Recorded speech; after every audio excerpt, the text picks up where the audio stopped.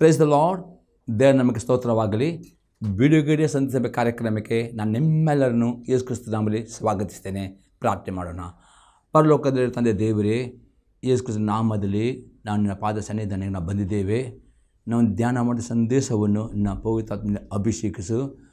ಪವಿತ್ರಾತ್ಮ ನಾನು ನಿನ್ನನ್ನು ಸ್ವಾಗತಿಸ್ತೇನೆ. ನಿನ್ನ ಒಳ್ಳೆಯ ಬೋಧಕನಾದ್ಕೊಂಡು ಇವತ್ತಿನ ಸಂದೇಶ ಮುಖಾಂತರ ನಿನ್ನ ಜನರ ಸಂಗಡ ಮಾತನಾಡು. ಪವಿತ್ರಾತ್ಮನೇ, ಈ ವಾಕ್ಯನ ಕೇಳುವ ಪ್ರತಿಯೊಂದು ಆತ್ಮಗಳಿಗೆ ಜೀವವನ್ನು, ಪ್ರೋತ್ಸಾಹವನ್ನು, ಭಕ್ತಿ ಅಭಿವೃದ್ಧಿಯನ್ನು ಮತ್ತು ಬಿಡುಗಡೆಯನ್ನುಂಟು ಮಾಡಿ ನಾನು ಬೇಡಿಕೊಳ್ತೇನೆ ಯೇಸು ಕ್ರಿಸ್ತನ ನಾಮದಲ್ಲಿ, ಆಮೇನ್. ಇವತ್ತಿನ ಧ್ಯಾನ ಮಾಡ್ತೇವೆ ಪ್ರಕಟಣೆ ಗ್ರಂಥ 1ನೇ ಅಧ್ಯಾಯದಲ್ಲಿ 3ನೇ ವಾಕ್ಯ, ರೆವಲ್ಯೂಷನ್ 1:3. ಈ ಪ್ರವಾದನಾ ವಾಕ್ಯಗಳನ್ನು ಓದುವಂಥವನು, ಕೇಳುವಂಥವರು, ಈ ಪ್ರವಾದನೆಯಲ್ಲಿ ಬರೆದಿರುವ ಮಾತುಗಳನ್ನು ಕೈಕೊಂಡು ನಡೆಯುವಂಥವರು ಧನ್ಯರು, ಅವು ನೆರೆಯುವ ಸಮಯ ಸಮೀಪವಾಗಿದೆ. ಇಲ್ಲಿ ನೋಡ್ತೇವೆ, ಯೋಹಾನನಿಗೆ ದೇವರಿಗೆ ಪ್ರಕಟಣೆ ಕೊಟ್ಟನು. ಈ ಗ್ರಂಥದಲ್ಲಿ ನಾವು ನೋಡ್ತೇವೆ ಈ ಪ್ರವಾದನಾ ವಾಕ್ಯಗಳು ಇಡೀ ಬೈಬಲ್ ಆಗಿದೆ. ಪ್ರವಾದನಾ ವಾಕ್ಯಗಳು ಪವಿತ್ರ ಆತ್ಮನ ಪ್ರೇರಣೆ ಬರೆದ ಈ ವಾಕ್ಯಗಳು ಆಗಿವೆ. ಅದಕ್ಕೆ ಪ್ರವಾದನಾ ವಾಕ್ಯಗಳಿದೆ. ಈ ವಾಕ್ಯಗಳು ಓದುವಂಥವನು, ಕೇಳುವಂಥವರು, ಈ ಪ್ರವಾದನೆಯಲ್ಲಿ ಬರೆದಿರುವ ಮಾತನ್ನು ಕೈಗೊಂಡು ನಡೆಯುವಂಥವ್ರು ಧನ್ಯರು, ಅವು ನೇರಿರುವ ಸಮಯವು ಸಮೀಪವಾಗಿದೆ. ಈ ವಾಕ್ಯದಲ್ಲಿ ನಾವು ಕೆಲವು ಸಂಗತಿ ನೋಡ್ತೇವೆ. ಮೊದಲನೇ ಸಂಗತಿ ನೋಡ್ತೇವೆ, ದೇವರ ವಾಕ್ಯವನ್ನು ದಿನಾಲು ಓದುವವರು ಧನ್ಯರಾಗುತ್ತಾರೆ. ಹೇಗೆ ಎಂಬುದಾಗಿ ನಾವು ನೋಡೋಪ್ರೆ ನಾವು ನೋಡ್ತೇವೆ ಯೋಹಾನ ಬರೆದ ಸುವಾರ್ತೆ 5ನೇ ಅಧ್ಯಾಯದಲ್ಲಿ 39ನೇ ವಾಕ್ಯ. ಶಾಸ್ತ್ರಗಳಿಂದ ನಿತ್ಯ ಜೀವವು ದೊರೆಯುತ್ತದೆಂದು ನೀವು ನೆನೆಸಿ ಅವುಗಳನ್ನು ವಿಚಾರಿಸ್ತಿರಲ್ಲ, ಅವುಗಳು ನನ್ನ ವಿಷಯದಲ್ಲಿ ಸಾಕ್ಷಿ ಕೊಡುವಗಳಾಗಿವೆ. ನಾವು ನೋಡ್ತೇವೆ ಶಾಸ್ತ್ರದಿಂದ ಅರ್ಥ ಯಾರು ಈ ದೇವರ ವಾಕ್ಯನ ಓದುತ್ತಾರೋ ಮತ್ತು ಧ್ಯಾನ ಮಾಡ್ತಾರೋ, ಈ ವಾಕ್ಯ ಓದುವವರು ಧ್ಯಾನ ಮಾಡುವಾಗ ಈ ವಾಕ್ಯದಲ್ಲಿ ನಿತ್ಯ ಜೀವ ಉಂಟು ಮತ್ತು ಯಾರು ಆ ವಾಕ್ಯ ಓದಿದ ಅನೇಕರು ರಕ್ಷಣೆ ಕಂಡುಕೊಂಡಿದ್ದಾರೆ. ಅದಕ್ಕೆ ಯೇಸು ಕ್ರಿಸ್ತನೇ ಈ ಶಾಸ್ತ್ರದಿಂದ ಈ ದೇವರ ವಾಕ್ಯದಲ್ಲಿ ನಿತ್ಯ ಜೀವ ಅಡಕವಾಗಿದೆ. ಅದಕ್ಕೆ ಯಾರು ದೇವರ ವಾಕ್ಯ ಓದುತ್ತಾರೋ, ವಾಕ್ಯ ಧ್ಯಾನ ನಡೆಸ್ತಾರೋ ಅವರು ಧನ್ಯರಾಗ್ತಾರೆ, ಅವರು ನಿತ್ಯ ಜೀವನ ಹೊಂದುತ್ತಾರೆ ಮತ್ತು ದೇವರ ವಾಕ್ಯದ ಆಶೀರ್ವಾದವನ್ನು ಅವರು ಹೊಂದುತ್ತಾರೆ. ಅದಕ್ಕೆ ದೇವರ ವಾಕ್ಯ ಇವತ್ತಿನಿಂದ ದಿನಲು ಓದುವ ಮತ್ತು ಧ್ಯಾನ ಮಾಡುವ ಅಭ್ಯಾಸ ಮಾಡಿ ಅತಿ ಇಂಪಾರ್ಟೆಂಟ್ ಆಗಿದೆ. ಕಡೆ ತನಕ ನೀವು ಒಂದು ನಿತ್ಯ ಜೀವದಲ್ಲಿ ನೀವು ಕಡೆ ತನಕ ಆ ನಿತ್ಯ ಜೀವದಲ್ಲಿ ನೀವು ನಡೆಯಬೇಕಾದರೆ ಮತ್ತು ದೇವರ ವಾಗ್ದಾನ ಮಾಡಿದ ಎಲ್ಲ ಆಶೀರ್ವಾದ ಹೊಂದಿಕೊಳ್ಳಬೇಕಾದರೆ, ನೀವು ಧನ್ಯರಾಗಬೇಕಾದ್ರೆ ದೇವರ ಓದುವುದು ಮತ್ತು ದೇವರ ಅತಿ ಅಗತ್ಯವಾಗಿದೆ ಎಂದು ನಾವು ಇಲ್ಲಿ ನೋಡ್ತೇವೆ ಪ್ರೇರೆ. ಇನ್ನೊಂದು ವಾಕ್ಯ ನೋಡ್ತೇವೆ, ಅಪೊಸ್ತಲರ ಕೃತ್ಯ 17ನೇ ಅಧ್ಯಾಯದಲ್ಲಿ 11ನೇ ವಾಕ್ಯ. ಆ ಸಭೆಯವರು ಥೆಸಲೋನಿಕದವರಿಗಿಂತ ಸದ್ಗುಣವುಳ್ಳವರಾಗಿದ್ದು ದೇವರ ವಾಕ್ಯವನ್ನು ಶುದ್ಧ ಮನಸ್ಸಿನಿಂದ ಅಂಗೀಕರಿಸಿ ಇವರು ಹೇಳುವ ಮಾತು ಹೌದು ಏನು ಎಂಬ ವಿಷಯದಲ್ಲಿ ಪ್ರತಿದಿನವೂ ಶಾಸ್ತ್ರಗ್ರಂಥವನ್ನು ಶೋಧಿಸುತ್ತಿದ್ದರು. ಇಲ್ಲಿ ನೋಡಿದ್ರೆ ಈ ಥೆಸಲೋನಿಕ ಸಭೆಯ ವಿಶ್ವಾಸಿಗಳು ಅಪೊಸ್ತಲ ಪೌಲನು ಮಾಡಿದ ಪ್ರಸಂಗ ಸಿದ್ಧ ಮನಸ್ಸಿಂದ ಅದು ಅಂಗೀಕಾರ ಮಾಡಿದರು ನೋಡ್ತೇವೆ. ಮತ್ತು ಇಲ್ಲಿ ನೋಡ್ತೇವೆ ಈ ಸಭೆಯವರು, ಬೇರೆ ಸಭೆಯವರು ಅವರು ಬರೀ ಅಂಗೀಕಾರ ಮಾಡಿದ್ದು ಮಾತ್ರ ಅಲ್ಲ, ಅವರು ಪ್ರತಿದಿನ ದೇವರ ಹೆಸರು ಕೊಟ್ಟ ಸಂದೇಶವನ್ನು ದೇವರ ವಾಕ್ಯದಲ್ಲಿ ಉಂಟೋ ಇಲ್ಲ ಎಂಬುದು ಪರೀಕ್ಷಿಸಿದರು. ಹಾಗಾದರೆ ಇವತ್ತು ಅನೇಕ ವಿಧದ ಸುಳ್ಳು ಬೋಧನೆಗಳು, ಸುಳ್ಳು ಪ್ರವಾದನೆಗಳು ಬರ್ತಾ ಉಂಟು. ಅದಕ್ಕೋಸ್ಕರ ನೀವು ಏನು ಈ ಟಿ ವಿ ಮತ್ತು ಸಂದೇಶ ಕೇಳುತ್ತೀರೋ ಗಮನವಿಟ್ಟು ಕೇಳಬೇಕು ಮತ್ತು ಅದನ್ನು ಅವರು ಕೊಟ್ಟ ಆ ವಾಕ್ಯಗಳನ್ನು, ಆ ರೆಫರೆನ್ಸ್ಗಳನ್ನು ನಿಮ್ಮ ಬೈಬಲ್ ಹುಡುಕಿ ಅವರು ಹೇಳಿದ ವಾಕ್ಯಕ್ಕೆ ಆಧಾರ ಉಂಟು ಇಲ್ಲ ಮತ್ತು ಪರೀಕ್ಷಿಸಿಕೊಳ್ಳಬೇಕು. ಆಗ ನಿಮಗೆ ಸತ್ಯ ಬೋಧನೆ ಯಾವುದು, ಸುಳ್ಳು ಬೋಧನೆ ಎಂಬುದು ವಿವೇಚನೆ ಮಾಡಲಿಕ್ಕೆ ಸಾಧ್ಯವಾಗುತ್ತದೆ ಪ್ರೇರೆ. ಇನ್ನೊಂದು ವಾಕ್ಯ ನೋಡ್ತೇವೆ, ಯಾಕೆ ದೇವರ ವಾಕ್ಯ ಓದಬೇಕು ಎಂಬುದಾಗಿ ರೋಮಾಪುರದವರಿಗೆ ಪತ್ರಿಕೆ 15ನೇ ಅಧ್ಯಾಯದಲ್ಲಿ 4ನೇ ವಾಕ್ಯ. ಪೂರ್ವದಲ್ಲಿ ಬರೆದದ್ದೆಲ್ಲ ನಮ್ಮನ್ನು ಉಪದೇಶಕ್ಕಾಗಿ ಬರೆಯಲ್ಪಟ್ಟಿತು. ನಾವು ಓದಿ ಸ್ಥಿರಚಿತ್ತವನ್ನು, ಆಧರಣೆಯನ್ನು ಹೊಂದಿ ರಕ್ಷಣೆಯ ನಿರೀಕ್ಷೆಯುಳ್ಳವರಾಗುವಂತೆ ಆ ಗ್ರಂಥಗಳು ಬರೆಯಲ್ಪಟ್ಟವು. ಇಲ್ಲಪ್ಪ ಹೇಳ್ತಾನೆ, ಯಾಕೆ ನೀವು ಬೈಬಲ್ ಓದಬೇಕು? ಪೂರ್ವದಂದರೆ ಆಲಂಬಿಕೆಯನ್ನು ಓದುವರಾಗಬೇಕು, ಕೀರ್ತನೆ ಓದಬೇಕು, ನಾನುಕ್ತಿ ಓದಬೇಕು, ಎಲ್ಲ ಆಲಂಬಿಕೆ ಓದಬೇಕು, ಆಗ ಹೊಸ ಅಂಬಿಕೆನೂ ಓದಬೇಕು. ಇಡೀ ಬೈಬಲ್ ಪ್ರೇರಣೆ ಎಟ್ಲೀಸ್ಟ್ ವರ್ಷ ಒಂದು ಸಲವಾದರೂ ಅಥವಾ ವರ್ಷ 2 ಸಲ ಓದೋ. ಯಾಕೆ ಓದಬೇಕು? ಈ ಎಷ್ಟು ದೇವರ ಓದುತ್ತೀರೋ ಮತ್ತು ಧ್ಯಾನ ಮಾಡಿದ್ರೆ ಆ ವಾಕ್ಯ ಪ್ರೇರಣೆ ನಿಮ್ಮ ಮನಸ್ಸಿಗೆ ಸ್ಥಿರಚಿತ್ತ ಅಂದರೆ ದೇವರ ವಾಕ್ಯ ಎಷ್ಟು ಓದುತ್ತೀರೋ ಎಷ್ಟು ಧ್ಯಾನ ಆಗ ನಿಮಗೆ ಆ ವಿಧೇಯತೆ ಎಂದರೆ ಏನು, ವಿಧೇಯರಾಗಲಿಕ್ಕೆ ಆ ಸ್ಥಿರ ಚಿತ್ತವನ್ನು ಹೊಂದಿಕೊಳ್ಳುತ್ತೀರಿ. ಇನ್ನೊಂದಾಗಿದೆ ಪ್ರಿಯರೇ, ನಿಮಗೆ ಅದು ಆಧಾರನೆ. ನಿಮಗೆ ಕಷ್ಟದಲ್ಲಿರುವಾಗ, ಸಮಸ್ಯೆಲಿರುವಾಗ, ರೋಗದಲ್ಲಿರುವಾಗ ಎಷ್ಟು ತರ ಓದುತ್ತಿರೋ ಧ್ಯಾನ ಅದು ನಿಮಗೆ ಸಂತೈಸುವಿಕೆ ಆಧಾರನೆ ಕೊಡುತ್ತದೆ ಪ್ರಿಯರೇ, ಮತ್ತು ಅದು ನಿಮಗೆ ವಿಧೇಯತ್ವಕ್ಕೆ ನಡೆಸುತ್ತದೆ. ಮತ್ತು ನಿರೀಕ್ಷೆ ಪ್ರಿಯರೇ. ಹೌದು, ಇವತ್ತು ಅನೇಕರು ಪ್ರಿಯರೇ ಈ ಸಂದ ಕೆಲವರು ನಿಮಗೆ ನಿರೀಕ್ಷೆ ಇಲ್ಲ ಪ್ರಿಯರೇ. ಆ ನಿರೀಕ್ಷೆ ನಿಮಗೆ ಬೇಕಾ? ದೇವರ ವಾಕ್ಯ ಆದಷ್ಟು ಅಲ್ಲೊಳ್ಬಿಕೆ ದಿನಾಲು ಕ್ರಮಬದ್ಧ ಓದಿರಿ. ವರ್ಷಕ್ಕೆ ಒಂದು ಸಲವಾದ ಬೈಬಲ್ ಓದಬೇಕು, ಒಂದು ಗುರಿ ಇಟ್ಟುಕೊಂಡು ಓದಿರಿ. ಅಥವಾ ವರ್ಷ 2 ಸಲ ಎಷ್ಟು ದೇವರ ಓದುತ್ತೀರೋ ಅಷ್ಟು ನಿಮಗೆ ಆ ಅದ್ಭುತಗಳು ನಿಮ್ಮ ಜೀವಿತ ಅದ್ಭುತ ಆಗುತ್ತೆ ಎಂಬ ನಿರೀಕ್ಷೆ ಬರ್ತದೆ. ಈ ರೀತಿ ಎಷ್ಟು ದೇವರ ಓದುತ್ತೀರೋ ಅಷ್ಟು ಧ್ಯಾನ ಬರ್ತದೆ, ಅದು ನಿಮಗೆ ಸ್ಥಿರಚಿತ್ತವನ್ನು ಕೊಡುತ್ತದೆ. ಇನ್ನೊಂದು ಎಕ್ಸಾಂಪಲ್ ಇರ್ತೇವೆ ಯಾಕೆ ದೇವರ ವಾಕ್ಯ ಓದಬೇಕು ಎಂಬುದಾಗಿ. 2 ಪೀಟರ್ ಚಾಪ್ಟರ್ 1 ಪೇತ್ರನು ಬರೆದ 2ನೇ ಪತ್ರಿಕೆ ಅದು 1ನೇ ಅಧ್ಯಾಯದಲ್ಲಿ 2ನೇ ವಾಕ್ಯ. ದೇವರ ವಿಷಯವಾಗಿಯೂ ನಮ್ಮ ಕರ್ತನಾದ ಯೇಸುವಿನ ವಿಷಯವಾಗಿಯೂ ಪರಿಜ್ಞಾನವು ನಿಮಗೆ ಉಂಟಾಗುವುದರಲ್ಲಿ ಕೃಪೆಯು ಶಾಂತಿ ನಿಮಗೆ ಹೆಚ್ಚೆಚ್ಚಾಗಿ ದೊರೆಯಲಿ.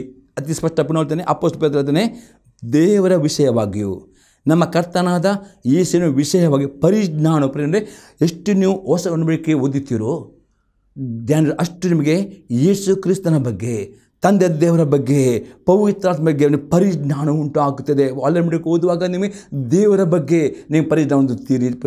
ಹೊಸ ಒಡಂಬಡಿಕೆ ಓದುವಾಗ ಯೇಸು ಕ್ರಿಸ್ತನ ಬಗ್ಗೆ, ಪವಿತ್ರ ಬಗ್ಗೆ ಅಂದರೆ ಎಷ್ಟು ದೇವರ ವಿಷಯವಾಗಿಯೂ ಯೇಸು ಕ್ರಿಸ್ತನ ವಿಷಯವನ್ನು ಎಷ್ಟು ನೀವು ಪರಿಜ್ಞಾನ ಹೊಂದಿಕೊಳ್ಳೋದು ಅಷ್ಟು ನಿಮಗೆ ಕೃಪೆ ಅಂದರೆ ಆಶೀರ್ವಾದ, ಅಭಿಷೇಕ, ಸಮಾಧಾನ, ಸಂತೋಷ, ಇದೆಲ್ಲ ಕೃಪೆಯು ಮತ್ತು ಶಾಂತಿಯು. ಇವತ್ತು ಲೋಕದಲ್ಲಿ ಶಾಂತಿ ಇಲ್ಲ. ಲೋಕವನ್ನು ನೋಡಿದರೆ ಲೋಕದಲ್ಲಿ ಯಾರಿಗೂ ಶಾಂತಿ ಸಮಾಧಾನವಿಲ್ಲ. ನೀವು ದಿನಾಲು ಪೇಪರ್ ನಿಲ್ಲಿಸಿದರೆ ನಿಮಗೆ ಸಮಾಧಾನ ಸಿಗುವುದಿಲ್ಲ. ಅದೇ ದಿನಾಲು ನಿಮಗೆ ಸಮಾಧಾನ ಬೇಕಾ, ಶಾಂತಿ ಬೇಕಾ, ದೇವರ ವಾಕ್ಯನು ಓದುವಂತೆ ಅಭ್ಯಾಸ ಮಾಡಲೇಬೇಕು. ಮುಂಜಾನೆ ಜಾವದಲ್ಲಿ ಮುಂಜಾನೆ ಕೆಲಸಕ್ಕೆ ಪ್ರಾರಂಭ ಮಾಡೋ ಮೊದಲು ದೇವರ ಓದು ಅಭ್ಯಾಸ ಮಾಡಿರ್ಬೇಕು. ದೇವರ ವಾಕ್ಯ ಓದುವುದಾದರೆ ನಿಮಗೆ ಜ್ಞಾನವೂ ಸಿಗ್ತದೆ.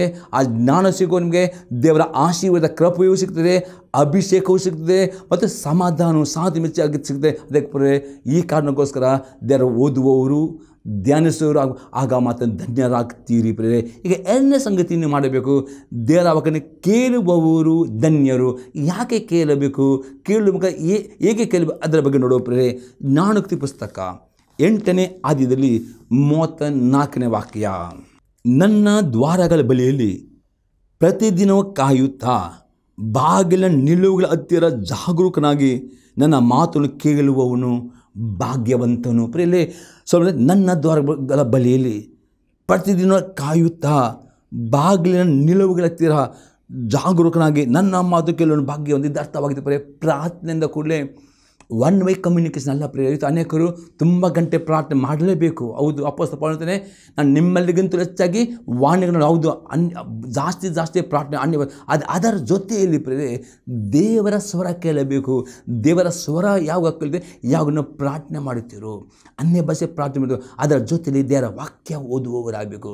ವಾಕ್ಯ ಧ್ಯಾನ ಮಾಡುವಾಗ ಪವಿತ್ರಾತ್ಮನು ಪ್ರಾರ್ಥನೆ ಮಾಡುವವರ ಜೊತೆಯಲ್ಲಿ ವಾಕ್ಯದ ಮುಖಾಂತರ ಯಾರು ಈ ವಾಕ್ಯವನ್ನು ಕೇಳುತ್ತಾರೋ ಅವ್ರು ಧನ ಆಗಿದೆ. ಇವತ್ತು ಖಾಲಿ ಪ್ರಾರ್ಥನೆ ಮಾಡಿಕೊಂಡು ಹೊರಟು ಹೋಗೋದಲ್ಲ. ನೀವು ಕೆಲಸಕ್ಕೆ ಹೋಗುವಾಗ ಪ್ರಾರ್ಥನೆ ಮಾಡುವಾಗ ವಾಕ್ಯ ಓದುವ ಅಭ್ಯಾಸ. ಯಾಕಂದರೆ ಹೇಗೆ ನೀವು ಪ್ರಾರ್ಥನೆ ಮಾಡ್ತೀರೋ ಆ ಪ್ರಾರ್ಥನೆ ಮಾಡಿದ್ರೆ ಪರಲೋಕದ ಬಾಗಿಲ ಬರ್ತೀರಿ. ನಿಮ್ಮ ಪ್ರಾರ್ಥನೆ ಕೇಳುತ್ತೇನೆ ಮತ್ತು ದೇವರು ನಿಮ್ಮ ಹತ್ರ ಮಾತನಾಡಲಿಕ್ಕೆ ಬಯಸ. ಅದಕ್ಕೆ ನೀವು ಪ್ರಾರ್ಥನೆ ಮಾಡಿದ ಹೊರಟು ಹೋಗೋದಿಲ್ಲ.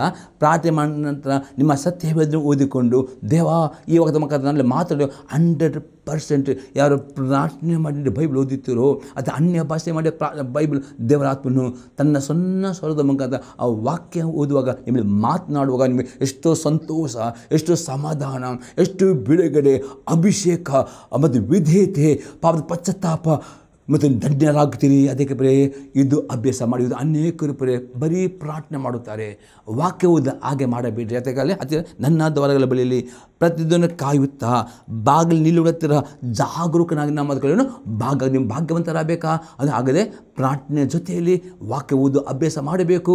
ದೇವರ ಸ್ವರವನ್ನು ಕೇಳಿ ವಿಧೇಯರಾಗಬೇಕು. ಆಗ ಆಶೀರ್ವಾದ ನಿಮಗೆ 100% ಇನ್ನೊಂದು ಎಕ್ಸಾಂಪಲ್ ನೋಡ್ತೇವೆ ಯಾಕೆ ದೇವರ ವಾಕ್ಯವನ್ನು ಕೇಳಬೇಕು ಎಂಬುದಾಗಿ. ಜ್ಞಾನೋಕ್ತಿ ಪುಸ್ತಕ 15ನೇ ಅಧ್ಯಾಯದಲ್ಲಿ 31ನೇ ವಾಕ್ಯ. ಜೀವಪ್ರದದ ಗದರಿಕೆಗೆ ಕಿವಿಗೊಡುವನು ಜ್ಞಾನಿಗಳ ನಡುವೆ ನೆಲೆಗೊಳ್ಳುವನು. ಪ್ರಿಯದ ಜೀವಪ್ರದ ಗದರಿಕೆಗೆ ಅರ್ಥ ಪ್ರಾರ್ಥನೆ ಮಾಡಿ ದೇವರ ವಾಕ್ಯವನ್ನು ಲಕ್ಷ್ಯ ಕೊಟ್ಟು ಓದುವಾಗ ವಾಕ್ಯವು ನಿಮ್ಮಲ್ಲಿ ಪಾಪ ಇದ್ದರೆ ನಿಮಗೆ ಗದರಿಸುತ್ತದೆ ಪ್ರೇ. ನೀವು ಇವತ್ತಿನ ಅನೇಕರಲ್ಲಿ ಪ್ರೇ ಭಯವಿಲ್ಲ ಪ್ರೇ. ಅನೇಕ ದೇವರ ಮಕ್ಕಳು ಪ್ರಾರ್ಥನೆ ಮಾಡ್ತೀರಿ, ಹೌದು ನಾನು ತುಂಬ ಪ್ರಾರ್ಥನೆ ಮಾಡ್ತೇನೆ ಹೇಳ್ತಾರೆ, ತುಂಬ ಅದೇ ಅವರ ಜೀವಿತದಲ್ಲಿ ಅದೇ ರೀತಿ ಪಾಪ ಮಾಡುತ್ತಾರೆ ಪ್ರೇ. ಕಾರಣ ಏನು? ನೀವು ಪ್ರಾರ್ಥನೆ ಮಾಡ್ತೀರಿ, ಹೌದು ಅದೇ ಭಯವಿಲ್ಲ. ಈ ಭಯ ಬರಬೇಕಾ ಪ್ರೇ? ಪ್ರಾರ್ಥನೆ ಹಾಗೆ ಇಮ್ಮಿಡಿಯೇಟ್ ವಾಕ್ಯ ಒಂದೇ ನಿಮ್ಮ ಪ್ರಾರ್ಥನೆ ಪರಿಪೂರ್ಣ ಆಗಬೇಕೆ. ಪ್ರಾರ್ಥನೆ ಜೊತೆ ಬೈಬಲ್ ಪ್ರಾರ್ಥನೆ ಮತ್ತು ಬೈಬಲ್ ಎರಡೂ ಕಂಪ್ಲೀಟ್ ಆದರೆ ಮಾತ್ರ ನಿಮ್ಮ ಪ್ರಾರ್ಥನೆ ಪರಿಪೂರ್ಣ ಆಗ್ತದೆ. ಅದರ್ಥ ಈಗ ಫೋನ್ ನೀವು ಮಾಡ್ತೀರಿ, ಈಗ ಫೋನ್ ಮಾಡುವಾಗ ನೀವು ಖಾಲಿ ಒಬ್ಬರೇ ಫೋನ್ ಮಾಡಿ ಇನ್ನೊಬ್ಬರು ಮಾತಾಡಿಸುವಾಗ್ತದೆ ಏನಂತೀನಿ ನೆಟ್ವರ್ಕ್ ಪ್ರಾಬ್ಲಮ್ ಕಟ್ ಮಾಡ್ತೀರಿ, ಅದು ಕಂಪ್ಲೀಟ್. ಅದೇ ಫೋನ್ ಮಾಡಿ ನೀವು ಮಾತಾಡೋದು ಇನ್ನೊಬ್ಬರ ಲಾಲಿಸಬೇಕು ಅವರ ಆಗ ಅದೇ ರೀತಿ ಪ್ರಾರ್ಥನೆ 2 ವೇ ಕಮ್ಯುನಿಕೇಷನ್. ನೀವು ಪ್ರಾರ್ಥನೆ ಮಾಡೋದು ದೇವರು ಕೇಳ್ತಾನೆ, ಮತ್ತು ದೇವರ ಮಾತನ್ನು ಕೇಳಬೇಕಾದ್ರೆ ದೇವರ ವಾಕ್ಯ ಓದಬೇಕು. ಆಗ ದೇವರ ವಾಕ್ಯ ಓದುವಾಗ ದೇವರ ವಾಕ್ಯನಲ್ಲಿ ಪಾಪ ಇದ್ದರೆ ಅದು ನಿಮಗೆ ಗದರಿಸ್ತದೆ. ಆ ಗದರಿಕೆಗೆ ಕಿವಿ ಕೊಡುವುದಾದರೆ ನೀವು ಜ್ಞಾನಿಗಳ ಒಟ್ಟಿಗೆ ನೆಲೆಗೊಳ್ಳುತ್ತೀರಿ, ನೀವು ಪಾಪದಿಂದ ನೀವು ಬಿಡುಗಡೆ ಹೊಂದುತ್ತೀರಿ, ದುರ್ಮಾರ್ಗದಿಂದ ಬಿಡುಗಡೆ. ಅದಕ್ಕೆ ದೇವರ ವಾಕ್ಯ ಕೇಳುವರು ಧನ್ಯರಾಗುತ್ತಾರೆ ಎಂದು ನಾವು ಇಲ್ಲಿ ನೋಡುತ್ತೇವೆ. ಇನ್ನೊಂದು ಎಕ್ಸಾಂಪಲ್ ನೋಡ್ತೇವೆ. ಪ್ರಸಂಗಿ ಪುಸ್ತಕ 5ನೇ ಅಧ್ಯಾಯದಲ್ಲಿ 1ನೇ ವಾಕ್ಯ. ದೇವಸ್ಥಾನಕ್ಕೆ ಹೋಗುವಾಗ ನಿನ್ನ ಹೆಜ್ಜೆಯನ್ನು ಗಮನಿಸು, ಮೂಢರ ಯಜ್ಞಕ್ಕಿಂತ ಸಾನ್ನಿಧ್ಯಕ್ಕೆ ಬಂದು ಕಿವಿಗೊಡುವುದು ಲೇಸು, ತಾವು ಮಾಡುವುದು ಅಧರ್ಮ ಎಂದು ಮೂಢರಿಗೆ ಗೊತ್ತೇ ಇಲ್ಲ. ಇದರ್ಥವಾದ ದೇವರ ಸಭೆಗೆ ಬರುವಾಗ ನಿನ್ನ ಹೆಜ್ಜೆಯನ್ನು ಗಮನಿಸು. ಮೂಢರ ಯಜ್ಞಕ್ಕಿಂತ ಸಾನ್ನಿಧ್ಯ ಬಂದು ಕಿವಿಗೊಡುವುದು ಲೇಸು, ತಾವು ಮಾಡುವುದು ಅಧರ್ಮ ಎಂದು ಮೂಢರಿಗೆ ಗೊತ್ತೇ ಇಲ್ಲ. ಇದು ಅರ್ಥ ನಿಮಗೆ ಅತಿ ಸ್ಪಷ್ಟ. ಆದಿತ್ಯವರ ಆರಾಧನೆಯಲ್ಲಿ ಆದಿತ್ಯ ನೀವು ಆರಾಧನೆ ಪ್ರಾರಂಭ ಮಾಡುವಾಗ ಬರಬೇಕು. ಮೊದಲನೇ ಆದ ಒಂದು ಭಾಗ ಸ್ತುತಿ. ಆ ಸಭೆಯಲ್ಲಿ ಪ್ರತಿಯೊಂದು ಸಭೆಯಲ್ಲಿ ಏನು ಫಸ್ಟ್ ಪಾರ್ಟ್ ಆ ಸ್ತುತಿ ಆರಾಧನೆ ಮಾಡೋದು, ಇದು ಫಸ್ಟ್ ಭಾಗವಾಗಿದೆ. ಇದು ಆದ ನಂತರ ಕೂಡಲೇ ಸಾಕ್ಷಿ ಉತ್ತೇಜನ ವಾಕ್ಯ ಟೈಮ್ ಕೊಡುತ್ತಾರೆ ಪ್ರೇರೆ, ಅಥವಾ ಪ್ರವಾದನೆ ಮಾಡ್ತಾರೆ. ಈ ಭಾಗ ಅತಿ ಈ ಭಾಗದಲ್ಲಿ ಪ್ರೇರೆ ನೀವು ಕಿವಿ ಕೊಡೋ ದೇವರ ಆತ್ಮನು ಪ್ರೇರೆ ಕೆಲವರು ಕೊಡೋ ಸಾಕ್ಷಿ ಮುಖಾಂತರ, ಕೆಲವರು ಕೊಡೋ ಉತ್ತಿನ ವಾಕ್ಯದ ಮುಖಾಂತರ, ಅಥವಾ ಕೆಲವರು ಪ್ರವಾದನೆ ಮುಖಾಂತರ ಮಾತನಾಡ್ತಾನೆ. ಆ ಮಾತನ್ನು ನೀವು ಪರೀಕ್ಷಿಸಿಕೊಂಡು ಪ್ರೇರೆ 3ನೇ ಭಾಗವಾಗಿದೆ. ನೀವು ರೊಟ್ಟಿ ಮದಾಸ ಪಾಲುಗಾಗುತ್ತೀರಿ ಪ್ರೇರೆ. ಆ ರೊಟ್ಟಿ ಮದಾಸ ಪಾಲುಗಾಗುವ ನಿಮಗೆ ಆಶೀರ್ವಾದ ತರುತ್ತದೆ. ಅಲ್ಲಿ ನೋಡ್ತೇವೆ ಈ ಸಂಗಡ ಪುಸ್ತಕ 23ನೇ ಅಧ್ಯಾಯದಲ್ಲಿ 20ರಿಂದ 20ನೇ ವಾಕ್ಯದಲ್ಲಿ ಯಾರ್ಯಾರು ಪ್ರತಿ ಆದಿತ್ಯವರ ರೊಟ್ಟಿ ಮತ್ತು ದ್ರಾಕ್ಷಾರಸದಲ್ಲಿ ಯೋಗ್ಯವಾದ ಪಾಲು ಅದು 7 ಆಶೀರ್ವಾದಗಳು ಅದರಲ್ಲಿ ವಾಗ್ದಾನ ಉಂಟು ಪ್ರೇರೆ. ಅದು 7 ಆಶೀರ್ವಾದ ನಿಮಗೆ ಸಿಗ್ತದೆ. ಅನಂತರ ನೀವು ರೊಟ್ಟಿ ಪಾಲು ಪ್ರತಿಯೊಬ್ಬರು ನಿಮ್ಮ ಕಾಣಿಕೆ ಬ್ಯಾಗ್ ನಿಮ್ಮ ದಶಮ ಕಾಣಿಕೆ ಕೊಡ್ತೀರಿ, ಅದಕ್ಕೆ ನಿಮಗೆ ಆಶೀರ್ವಾದ ಉಂಟು. ಮತ್ತು ಲಾಸ್ಟ್ ಭಾಗ ನೋಡ್ತೇವೆ ದೇವರ ಸೇವಕರು ಸಂದೇಶ ಕೊಡುತ್ತಾರೆ ಪ್ರೇರೆ. ಅದರಲ್ಲಿ ದೇವರ ಮಾತು ಇಷ್ಟು ಭಾಗ ಪರಿಪೂರ್ಣ ಆಗಿ ದೇವರ ಅಂತ್ಯ ಆಶೀರ್ವಾದ ಮಾಡೋ ತನಕ ನೀವು ಆರಾಧನೆ ಪರಿಪೂರ್ಣ ಪಾಲ್ಗೊಳ್ಳಬೇಕು. ಅದು ಅರ್ಧ ಬಿಟ್ಟುಕೊಂಡು ಹೋಗುವುದು ಆಗಬಹುದು. ಆವಾಗ ನಿಮಗೆ ಅದು ನಿಮ್ಮ ಪ್ರಾರ್ಥನೆ ದೇವರು ಮೆಚ್ಚುತ್ತಾನೆ. ಕಾಣಿಕೆ ಕೆಲವರು ಏನು ಮಾಡ್ತಾರೆ, ಕೆಲವರು ಆರಾಧನೆಗೆ ಬರುತ್ತಾರೆ. ಅದೇ ಆ ಉತ್ತೇಜನ ವಾಕ್ಯ, ಆ ಸಾಕ್ಷಿ, ಆ ದೇವರ ಪ್ರವಾದನೆ ವಾಕ್ಯ ಗಮನ ಕೊಡದೆ ರೊಟ್ಟಿ ಮತ್ತು ಪಾಲು ಅದು ಅವರಿಗೆ ಆಶೀರ್ವಾದ ಆಗುವುದಿಲ್ಲ. ದೇವರ ಸ್ವರವನ್ನು ಕೇಳಿ ಲಾಲಿಸಬೇಕು, ಆಗ ನೀವು ಆಶೆ ಹೊಂದುತ್ತೀರಿ ಪ್ರೇರೆ.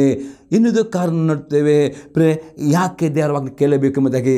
ಪ್ರಕಟಣೆ ಗ್ರಂಥ 2ನೇ ಅಧ್ಯಾಯದಲ್ಲಿ 11ನೇ ವಾಕ್ಯ.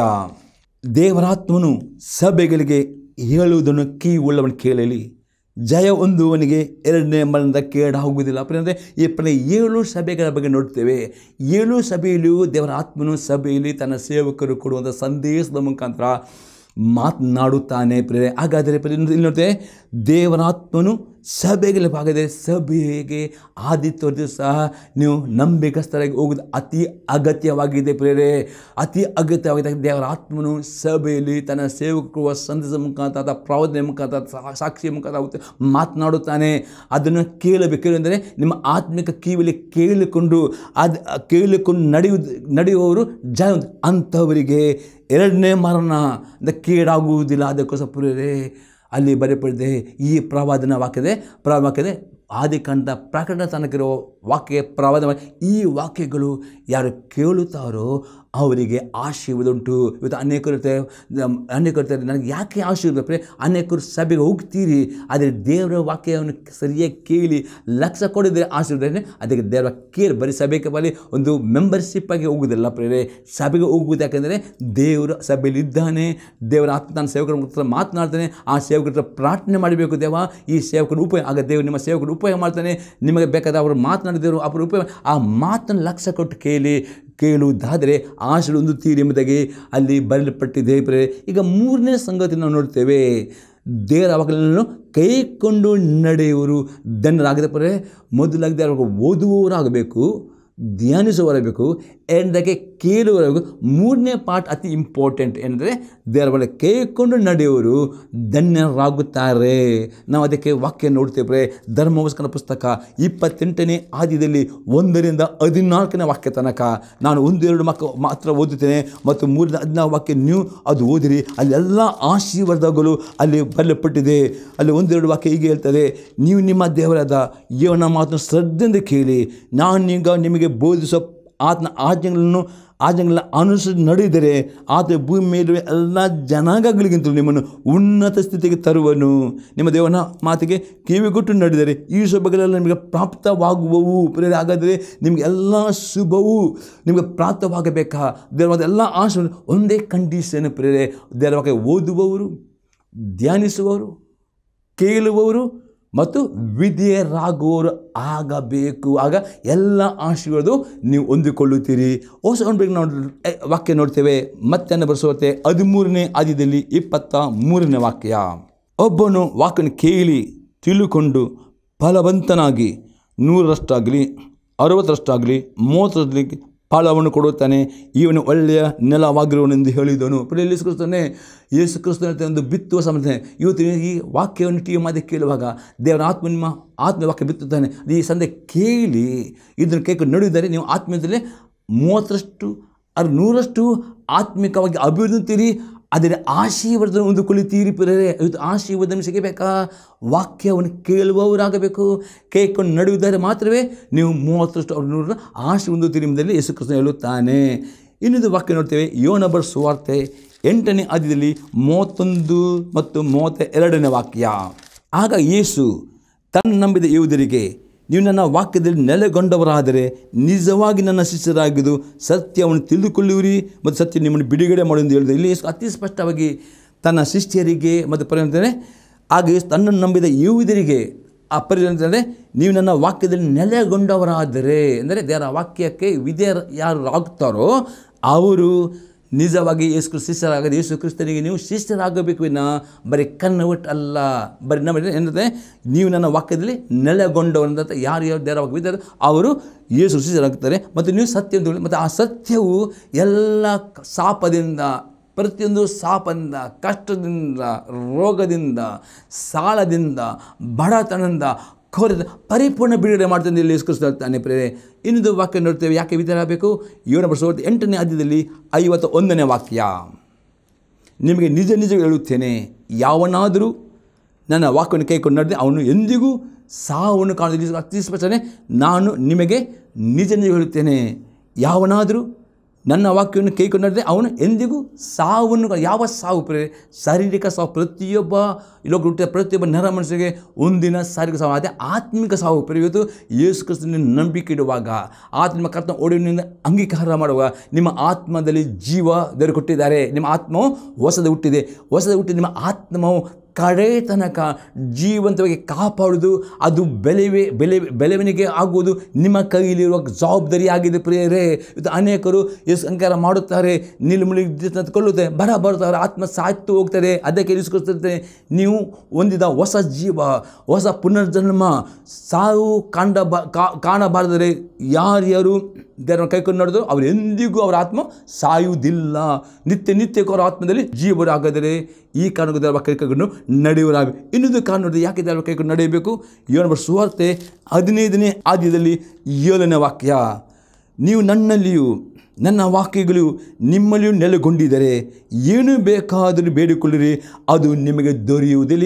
ಯೇಸು ನೀವು ನನ್ನಲ್ಲಿ ಅಂದರೆ ನೀವು ಯೇಸು ಕ್ರಿಸ್ತನಲ್ಲಿ ಒಂದು ಪ್ರಾರ್ಥನೆ ಮತ್ತು ಆತನ ವಾಕ್ಯದಲ್ಲಿ ಆತನ ವಾಕ್ಯ ವಿಧೇಯರಾಗುವುದಾದರೆ ಏನೂ ಬೇಕಾದರೂ ಬೇಡಿಕೊಳ್ಳೋದು. ಇವತ್ತು ಅನೇಕರು ಪ್ರಾರ್ಥನೆ ಮಾಡ್ತೀರಿ ಪ್ರೇರೆ, ಉಪವಾಸ ಮಾಡ್ತೀರಿ, ಯಾಕೆ ಉತ್ತರ ಬರ್ತಲ್ಲ? ಕನಿಷ್ಠೇ ಪ್ರೇರೆ, ನಿಮ್ಮ ಪ್ರಾರ್ಥನೆ ಜೊತೆಯಲ್ಲಿ ನೀವು ಉಪವಾಸ ಮಾಡುವಾಗ ದೇವರ ವಾಕ್ಯ ಓದುವವರು, ಧ್ಯಾನಿಸುವವರು, ಕೇಳುವವರು ಮತ್ತು ಕೈಕೊಂಡು ನಡೆಯುವುದಾದರೆ ಏನು ಬಿಡಿದ್ರು ಆ ಎಲ್ಲ ಪ್ರಾರ್ಥನೆಗೆ ತಕ್ಕ ಉತ್ತರ ದೇವರು ಕೊಡುತ್ತಾನೆ ಎಂಬುದಾಗಿ ಇಲ್ಲಿ ಯೇಸು ಕ್ರಿಸ್ತ ಅತಿ ಸ್ಪಷ್ಟವಾಗಿ ಹೇಳುತ್ತಾನೆ. ಇನ್ನೊಂದು ವಾಕ್ಯ ನೋಡ್ತೇವೆ. ಯಾಕೋಬನ ಪತ್ರಿಕೆ 1ನೇ ಅಧ್ಯಾಯದಲ್ಲಿ 25ನೇ ವಾಕ್ಯ. ಆದರೆ ಬಿಡುಗಡೆ ಮಾಡುವ ಸರ್ವೋತ್ತಮ ಧರ್ಮ ಪ್ರಮಾಣವನ್ನು ಲಕ್ಷ್ಯ ಕೊಟ್ಟು ನೋಡಿ, ಇನ್ನು ನೋಡುತ್ತಲೇ ಇರುವವನು ವಾಕ್ಯನ ಕೇಳಿ ಮರೆತು ಹೋಗುವನಾಗಿರದೆ ಅದರ ಪ್ರಕಾರ ನಡೆಯುವನಾಗಿದ್ದು ತನ್ನ ಧನ್ಯನಾಗುವನು. ಪುನಃ ಇಲ್ಲಿ ಯಾಕೋ ಬೆಳಿತಾನೆ, ಏನು ಈ ಸಂದೇಶದಲ್ಲಿ ಈ ಒಂದು ಮೀಡಿಯಾ ಮಾಧ್ಯಮದಲ್ಲಿ ಕೇಳುತ್ತೀರೋ ಅದು ಲಕ್ಷ್ಯ ಕೊಟ್ಟು ಕೇಳಿರಿ, ಅದನ್ನು ಮರೆತು ಬಿಡದೆ ಅದನ್ನು ಕೈ ಕೊಟ್ಟು ನೋಡಿದ್ರೆ ನೀವೆಲ್ಲ ನಡೀತಲ್ಲಿ ಧನ್ಯನಾಗುತ್ತೀರಿ. ಲಾಸ್ಟ್ ವಾಕ್ಯ 1ನೇ ಬರೆದ ಪತ್ರಿಕೆ 3ನೇ ಅಧ್ಯಾಯದಲ್ಲಿ 22ನೇ ವಾಕ್ಯ, ಅಲ್ಲಿ ಯೋನ ಹೇಳ್ತಾನೆ, ಮತ್ತು ನಾವು ಆತನ ಆಜ್ಞೆಯನ್ನು ಕೈಕೊಂಡು ನಡೆದು ಆತನಿಗೆ ಮೆಚ್ಚಿದ ಕಾರ್ಯ ಮಾಡುವ ಏನು ಬೇಡಿಕೊಂಡರೂ ಆತನ ಹೊಂದುತ್ತೀರಿ. ಹಾಗಾದರೆ ನಿಮಗೆ ಆಶೀರ್ವಾದ ಬರಬೇಕಾ? ಪ್ರವಾದನ ವಾಕ್ಯದ ಇಡೀ ಬೈಬಲ್ 66 ಪುಸ್ತಕಗಳು ಓದುವವರು, ಧ್ಯಾನಿಸುವವರು, ಕೇಳುವವರು, ನಡೆಯುವರು ಆಗುವುದರೆ ಎಲ್ಲ ರೀತಿ ಧನ್ಯರಾಗ್ತೀರಿ, ಆಶೀರ್ವಾದ ಹೊಂದುತ್ತೀರಿ. ದೇವರು ನಿಮ್ಮನ್ನು ಆಶೀರ್ವಾದ ಮಾಡಲಿ. ಪ್ರಾರ್ಥನೆ ಮಾಡೋಣ. ತಂದೆ ದೇವರೇ, ಯೇಸು ನಾಮದಲ್ಲಿ ನಮ್ಮ ಸ್ತೋತ್ರವನ್ನು ಕೊಂಡಾಡ್ತೇನೆ. ಇದು ಸಂದರ್ಭದ ಮುಖಾಂತರ ನೀನು ಮಾತನಾಡಿದ ಈ ಮಾತುಗಳು ಕೇಳಿದ ಪ್ರತಿಯೊಬ್ಬರಿಗೆ ಆ ವಿಧೇಯತೆ ಹೃದಯ ಕೊಡು ಪವಿತ್ರಾತ್ಮನೇ. ಪ್ರತಿದಿನ ನಿನ್ನ ವಾಕ್ಯವನ್ನು ಓದುವಂತೆ, ವಾಕ್ಯನ ಧ್ಯಾನಿಸುವಂತೆ, ವಾಕ್ಯನ ಕೇಳುವಂತೆ ಮತ್ತು ವಿಧ ಹೃದಯ ಕೊಟ್ಟು ನಿನ್ನ ವಾಕ್ಯದ ಎಲ್ಲ ಆಶೀರ್ವಾದವನ್ನು, ನಿನ್ನ ಕೃಪೆ, ಬಿಡುಗಡೆ ಪ್ರಾರ್ಥನೆ ತಂದುಕೊಳ್ಳದೆ ನಿನ್ನ ಕೃಪೆಯನ್ನು ಕೊಡಬೇಕು ನಾನು ಬೇಡಿಕೊಳ್ತೇನೆ ಯೇಸು ಕ್ರಿಸ್ತನ ನಾಮದಲ್ಲಿ. ಆಮೇನ್. Praise the Lord. ನಿಮ್ಮೆಲ್ಲರನ್ನು ಆಶೀರ್ವದಿಸಲಿ. God bless you all.